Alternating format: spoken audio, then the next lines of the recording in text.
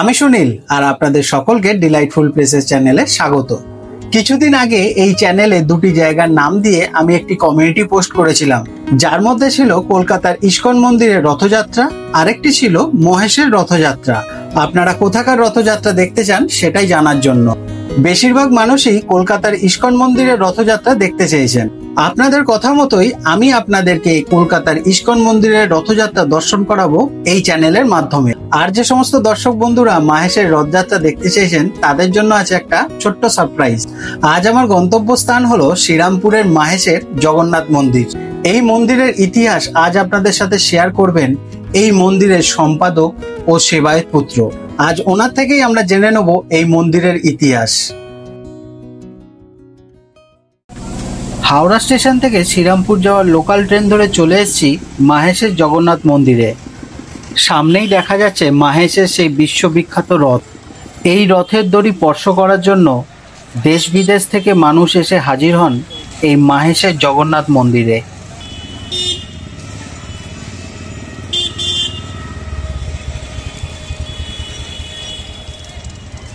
এই যে জায়গাটি আপনারা দেখছেন এটি হলো জগন্নাথ দেবের স্নান মঞ্চ। এখানেই জগন্নাথ দেবের স্নান যাত্রা সম্পূর্ণ করা হয়। এই রাস্তা ধরে সোজা চলে এসে আপনারা রাইট সাইডে দেখতে পাবেন মহেশের জগন্নাথ মন্দির। আমরা এখন যাচ্ছি মন্দিরে প্রবেশ করার জন্য। আর এই মন্দিরে প্রবেশ করার সাথে সাথে এই মন্দিরের সমস্ত রকম ইতিহাস আপনারা শুনে নেবেন এই মন্দিরের প্রধান সেবায়েত পুত্রের কাছ থেকে। প্রধান সেবায়েত পুত্র মহেশ জগন্নাথ মন্দির। আমাদের এই মন্দির, আমাদের যে বিগ্রহ দেখছেন আপনারা, 627 বছরের স্বপ্নাদৃষ্ট দারু মূর্তি এখনো পর্যন্ত আমাদের মহেশে জলজল করছে বিদ্যমান। কথিত আছে আজ থেকে 627 বছর পূর্বে সর্বত্যাগী সাধক ছিলেন ধ্রুবানন্দ ব্রহ্মচারী।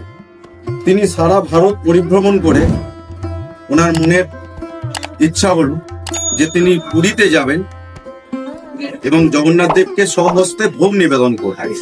তিনি যখন পুরীতে গেছিলেন এবং স্বহস্তে প্রভুকে ভোগ নিবেদন করতে গেছিলেন, সেই সময় ওখানকার পাণ্ডারা তাকে অপমানিত লাঞ্ছিত করে বার করে দিয়েছিলেন এবং বলেছিলেন, কে এক গর্বাচীন সন্ন্যাসী, তোমার এত বড় আস্পর্ধা, তুমি স্বহস্তে প্রভুকে ভোগ নিবেদন করতে এসেছো, তুমি বেরিয়ে যাও মন্দির থেকে। তো তিনি মনের দুঃখে মন্দিরের বাইরে বটবৃক্ষের তলে আত্মহত্যা দেবার পরিকল্পনা করলেন। সেই সময় জগন্নাথ দেব তাকে স্বপ্ন দিলেন, হে ধ্রুবানন্দ, আত্মহত্যা মহাপাপ, তুমি মহেশেতে ফিরে যাও। মহেশেতে ফিরে ভাগীরথীর তীরে এক নিম কাঠ ভেসে পাবে, সেই নিম কাঠ থেকেই তুমি আমার মূর্তি তৈরি করো এবং বঙ্গদেশে তার নাম প্রচার করো। তিনি মনের আনন্দে জয় জগন্নাথ ধ্বনিতে মুখরিত হয়ে তিনি আর কাল বিলম্ব না করে তিনি চললেন মহেশের অভিমুখে। মুখে শুধু জয় জগন্নাথ, জয় জগন্নাথ, জয় জগন্নাথ। যখন তিনি মহেশেতে এসে উপস্থিত হলেন এবং ভাগীরথীর তীরে তিনি অধীর আগ্রহে অপেক্ষা করতে লাগলেন যে কখন তার প্রাণের ঠাকুর, প্রেমের ঠাকুর তাকে দেখা দেবে। তো একদিন মুষলধারে বৃষ্টি হচ্ছে, বজ্র বিদ্যুৎ সহ বৃষ্টি হচ্ছে। দেখলেন দূর থেকে এক আলোকিত হচ্ছে এক কাষ্ঠখণ্ড। সেই কাষ্ঠখণ্ডের ওপর জয় জগন্নাথ ধ্বনি বলে তিনি ঝাঁপিয়ে পড়লেন এবং সেই কাষ্ঠখণ্ডকে তিনি বুকে এসে তীরে নিয়ে এসে রাখলেন। তারপরের দিন প্রত্যুষে এক সূত্রধর এসে উপস্থিত হলেন। সেই সূত্রধর আর কেউ নয়, স্বয়ং বিশ্বকর্মা।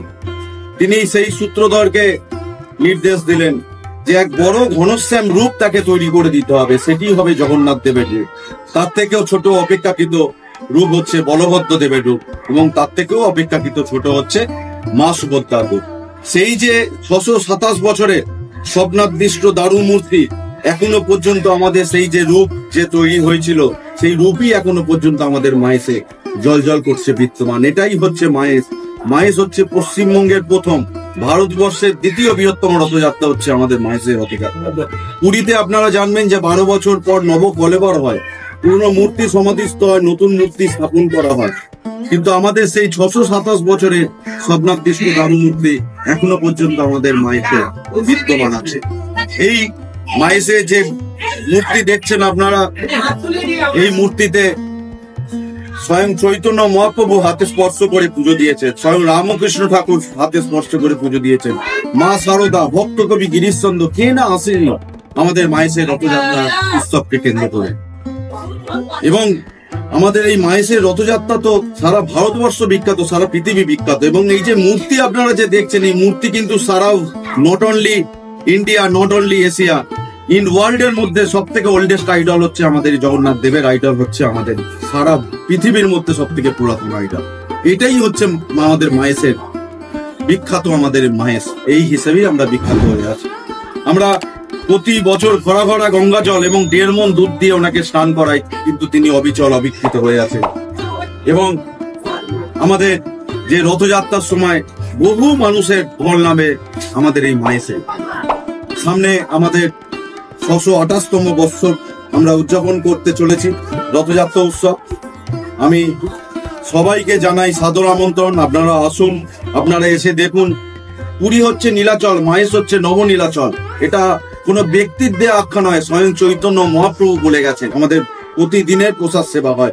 দুপুর 12টার সময় আমাদের অন্নভোগ নিবেদন হয়, সকাল 10টার সময় আমাদের বাল্যভোগ নিবেদন হয়, আমাদের ভোর 5টার সময় আমাদের মঙ্গল আরতি হয়, তারপরে আমাদের মন্দিরের দরজা খোলে এবং দুপুরবেলা অন্নভোগ নিবেদনের পর ঠাকুরের শয়ন হয়। বিকেল 4টের সময় আবার মন্দিরের দরজা খোলে, ঠিক রাত্রি 9টা পর্যন্ত আমাদের মন্দিরের দরজা খোলা থাকে। এই মাহেশে প্রসিদ্ধ হচ্ছে হাতি পায়া লুচি। এক একটা লুচি হচ্ছে হাতির পায়ের মতন লুচি বলে আমরা হাতি পায়া লুচি বলে মাহেশে প্রসিদ্ধ। এবং জগন্নাথ দেবের প্রিয় সন্দেশ হচ্ছে গুটকে সন্দেশ এবং বালা সন্দেশ। সেই বালা সন্দেশ বাঁধা দিয়ে জগন্নাথ দেব মিষ্টি খেয়েছি। এবং আমাদের যে শীতল ভোগ হয়, সেই গুটকে সন্দেশ, বালা সন্দেশ, হালুয়া এবং হাতি পায়া লুচি আমরা শীতল ভোগ নিবেদন করি। সন্ধ্যে 6টার সময় আমাদের সন্ধ্যাআরতি হয়, 6:30টার সময় আমাদের শীতল ভোগ নিবেদন হয়। সকলকে আমি আমন্ত্রণ জানাচ্ছি, সকলে মিলে আসুন এবং দেখুন যে মাহেশের জগন্নাথ মন্দিরে কিভাবে সেজে উঠেছে, কিভাবে সংস্কার হচ্ছে। এবং আপনারা আসুন এবং জগন্নাথ মহাপ্রভুর কৃপা লাভ করুন। জয় Jagannath.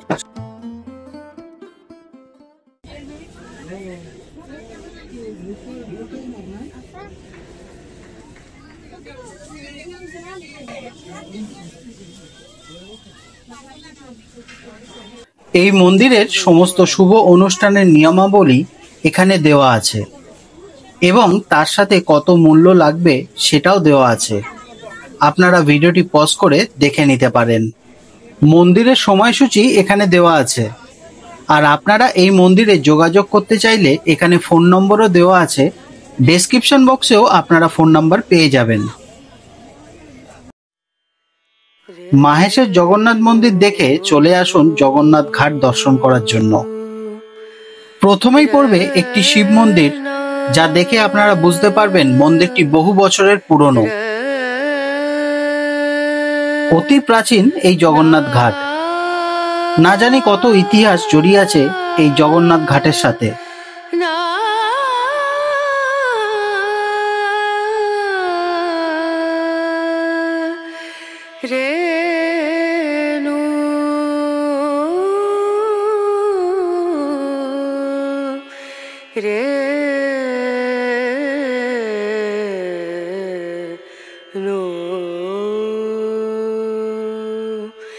Dim dum da na da dim da na na dim dum da na da dim da na dim dum da na dim dum da na da dim da na o da ni da na di da na na o da ni da na di da na da di na da। আর এই হলো জগন্নাথ ঘাট। এই ঘাটে খেয়া পারাপার করার ব্যবস্থাও আছে।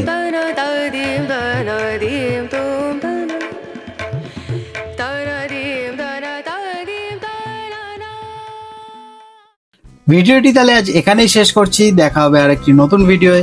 আর ভিডিওটি যদি আপনাদের ভালো লেগে থাকে চ্যানেলটি সাবস্ক্রাইব করে নেবেন, পাশে রাখা বেল আইকনটিকে প্রেস করে দেবেন আর লাইক কমেন্ট শেয়ার করতে কিন্তু ভুলবেন না। সবাই ভালো থাকবেন, সুস্থ থাকবেন, সবাইকে ভালো রাখবেন। Tata, bye bye.